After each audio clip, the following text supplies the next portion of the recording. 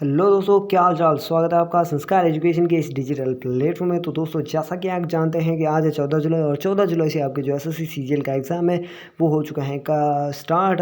और आज के जो 14 जुलाई का सेकंड शिफ्ट का जो सीजीएल का एग्ज़ाम था उस एग्ज़ाम के जीके और जीएस के जितने भी क्वेश्चन हैं आपका भाई आपके लिए लेके आ चुका है। जितने भी इंपॉर्टेंट फैक्ट हैं उनसे रिलेटेड वो भी आपके लिए लेके आए हैं। तो वीडियो को करते हैं स्टार्ट और देखते हैं कौन कौन से क्वेश्चन आज के एग्ज़ाम में आए थे। तो आज का एग्ज़ाम किसका था? तो आज का एग्ज़ाम था आपके एसएससी सीजीएल का और ये 2023 का एग्ज़ाम है। ये 2023 का एग्ज़ाम है।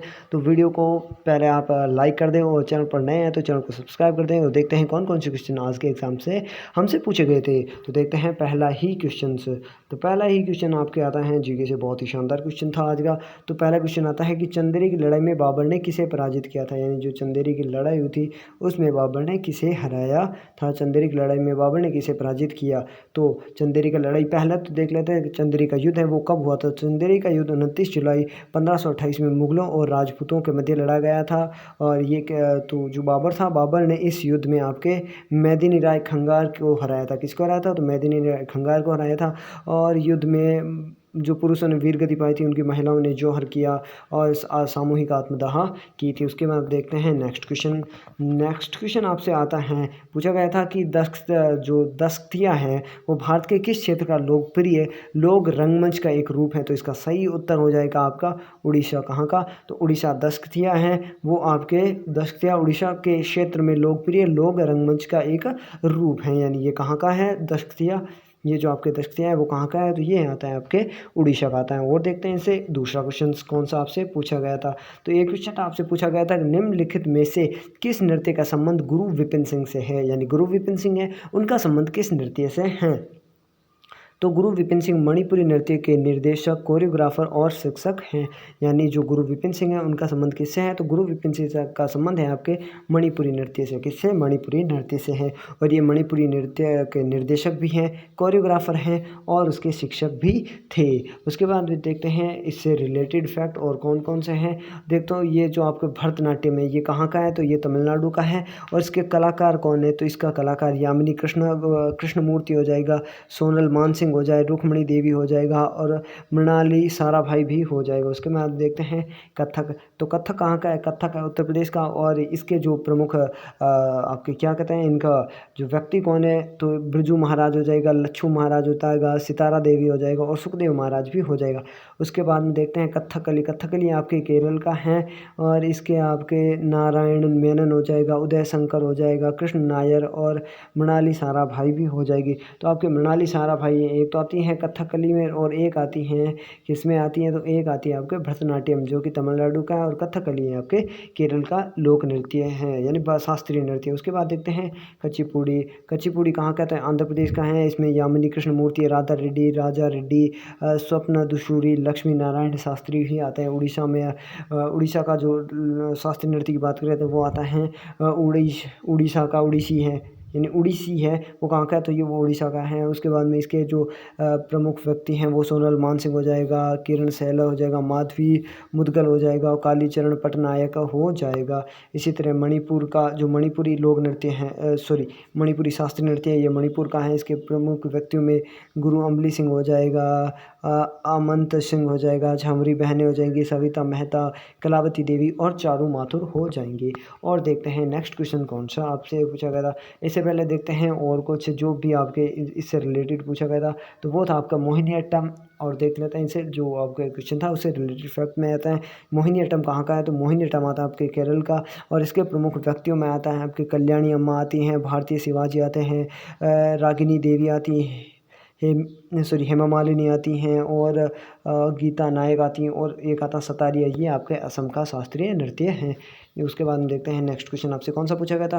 तो नेक्स्ट क्वेश्चन आपसे पूछा गया था 2020 का ओलंपिक कहाँ पर खेला गया था? यानी 2020 का ओलंपिक है वो कहाँ पर खेला गया था? इसका सही उत्तर आ जाएगा टोक्यो जापान में। तो 2020 का ओलंपिक कहाँ पर खेला गया था? ये खेला गया था आपके टोक्यो में खेला गया था। और टोक्यो कहाँ पर है? जापान के अंदर है। अंतर्राष्ट्रीय ओलंपिक समिति IOC एक महत्वपूर्ण गैर सरकारी संगठन है जो दुनिया भर में आयोजित होने वाले ओलंपिक खेलों का प्रबंधन करता है। अंतर्राष्ट्रीय ओलंपिक समिति एक गैर अंतर्राष्ट्रीय संगठन है जो 1894 में अस्तित्व में आया था।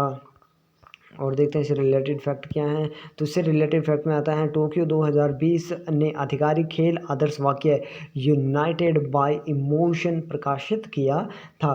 तो टोक्यो ने 2020 में एक आधिकारिक खेल आदर्श वाक्य प्रकाशित किया था जिसका नाम था यूनाइटेड बाय इमोशन। उसके बाद देखते हैं एक यह ओलंपिक खेलों का यानी टोक्यो के अंदर जो ओलंपिक खेल है उसका आयोजन दूसरी बार हो रहा है।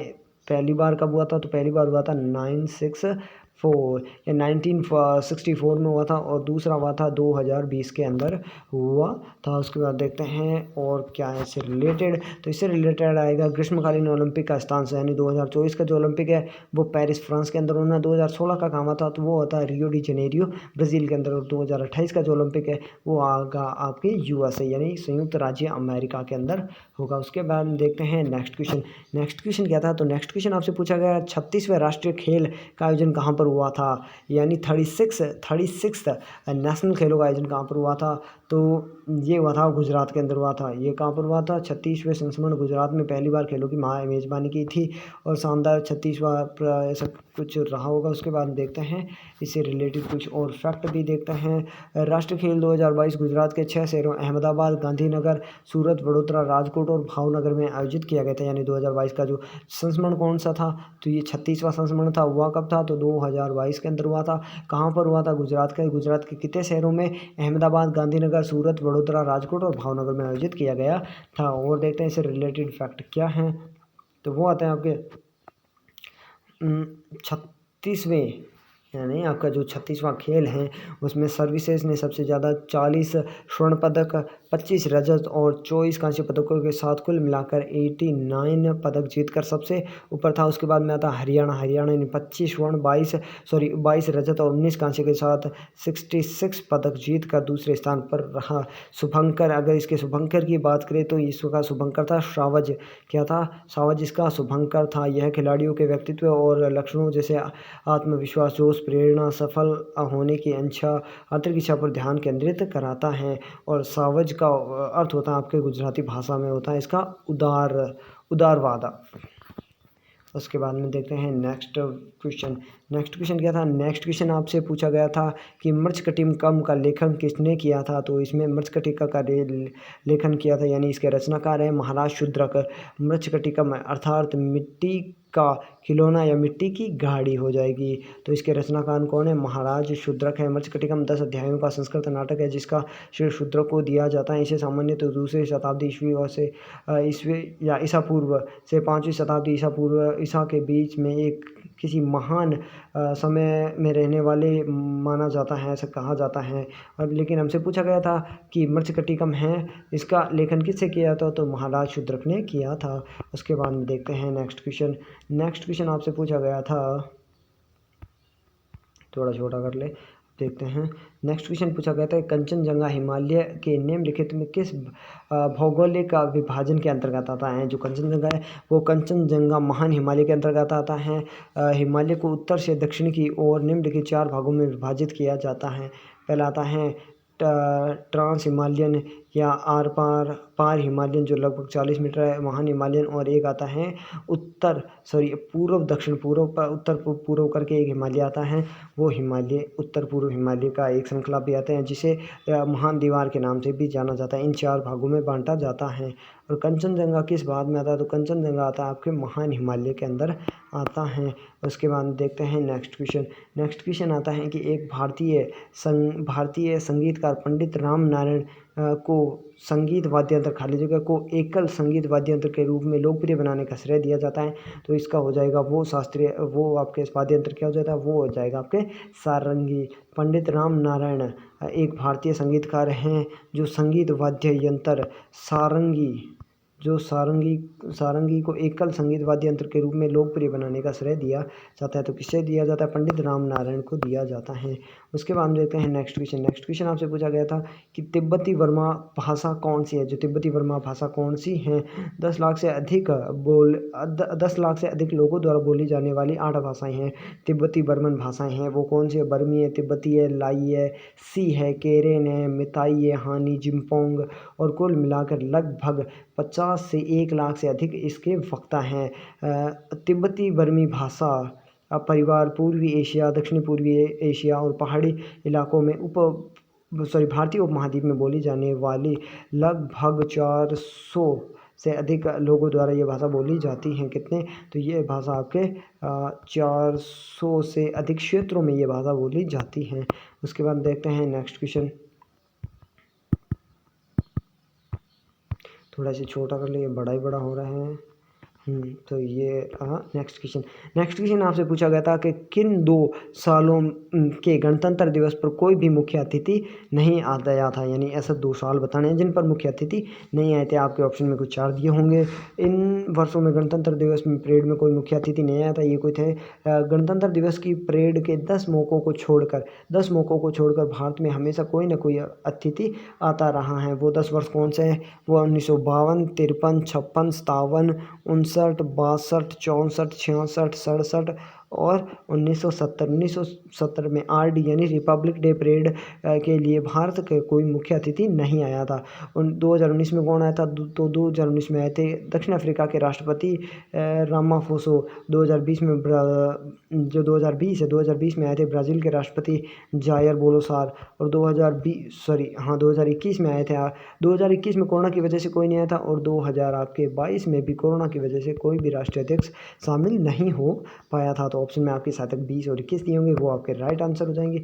उसके बाद में देखते हैं नेक्स्ट क्वेश्चन आपसे पूछा गया है, थोड़ा सा इसे बड़ा कर लेते हैं। तो नेक्स्ट क्वेश्चन आपसे पूछा गया गणतंत्र का मतलब क्या होता है? गणतंत्र का मतलब होता है जनता द्वारा चुना हुआ अध्यक्ष। क्या? जनता द्वारा चुना हुआ एक गणराज्य या गणतंत्र सरकार का रूप है जिसमें देश को एक सार्वजनिक मामला माना जाता है, न कि शासकों की निजी संस्था या संपत्ति। एक गणराज्य के भीतर सत्ता के प्राथमिक पद विरासत में नहीं मिलते। ये सरकार का एक रूप है जिसके अंतर्गत राज्य का प्रमुख राजा नहीं होता। गणतंत्र का मतलब होता है वह सरकार जहाँ पर जनता का ही तंत्र हो, राजा का नहीं बल्कि लोगों का शासन हो। जैसे कि अपना भारत क्या है? भारत एक गणतंत्र राज्य है। वैसे राज्य नहीं देश कहते हैं, लेकिन संविधान के अंदर गणतंत्र राज्य लिखा होता है। हाँ, तो नेक्स्ट क्वेश्चन आपसे पूछा गया था कि लाल सेवाल का नाम क्या होगा? लाल सेवाल क्वेश्चन में दिया गया था कि लाल सेवाल का नाम क्या होगा? तो वो हो जाएगा आपके रोडोफाइसी। क्या हो जाएगा? रोडोफाइसी। सेवाल के 3 मुख्य वर्गों में बांटा जाता है। पहला था आपका क्लोरोफाइसी, फियोफाइसी और रोडोफाइसी। क्लोरोफाइसी, फियोफाइसी और रोडोफाइसी। तो ऑप्शन में आपके दिया गया था रोडोफाइसी। क्या दिया गया था? तो दिया गया आपके रोडोफाइसी। क्या दिया गया था? रोडोफाइसी आपके दिया गया था। उसके बाद देखते हैं नेक्स्ट क्वेश्चन आपके आता है 1875 में किस समाज की स्थापना हुई थी?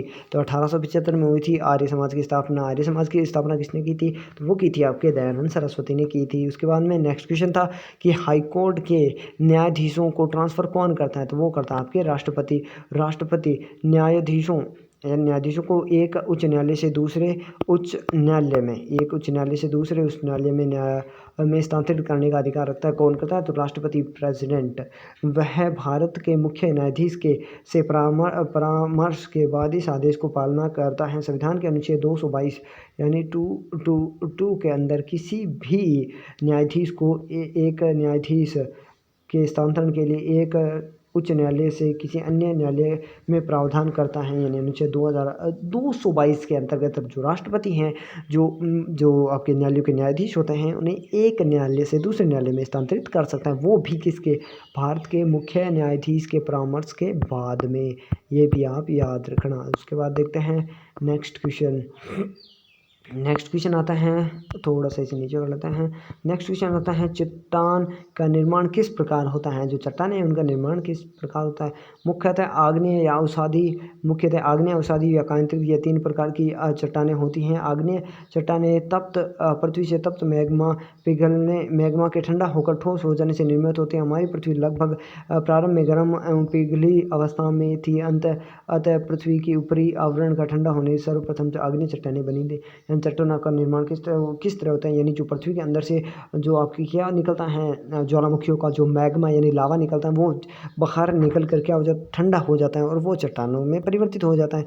उसके बाद देखते हैं नेक्स्ट क्वेश्चन। तो आज के लिए इतने ही क्वेश्चन थे। वीडियो अगर आपको अच्छा लगा तो वीडियो को एक लाइक कर देंगे, और चैनल पर नए हैं तो चैनल को कर देंगे सब्सक्राइब, और बेल को कर देंगे आपके ऑल पर सिलेक्ट, ताकि आने वाले हर वीडियो का नोटिफिकेशन मिल सके आपको सबसे मेरे। चलिए मिलते हैं नेक्स्ट वीडियो में, तब तक के लिए जय हिंद जय भारत।